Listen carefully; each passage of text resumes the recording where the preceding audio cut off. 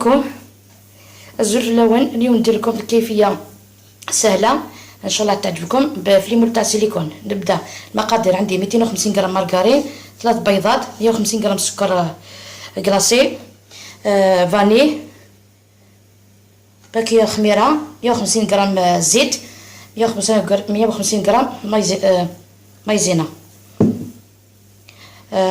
نحطوا المقادير مع بعض نوليو. لاباط اللي درتها هايليك، درتها في البابي فيلم.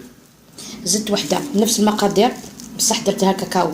فوالا درت هنا 15 غرام من هذه تاع شوكولا، 15 غرام هذيك تاع لافاني. درت الميلونج هكذا.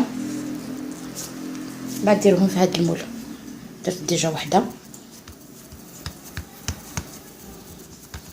نكمل باقي العجينه ومن بعد نشوفوها نديروها تطيب ومن بعد نشوفوها في طبق تقديم. على البنات هذيك الكيفيه تاع المول تاع السيليكون كيفاش زينتها. الداخل درت كراميل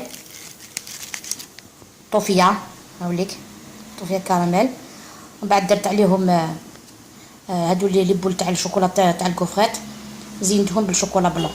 فوالا ذوق روعه. فوالا كيفاش جاو.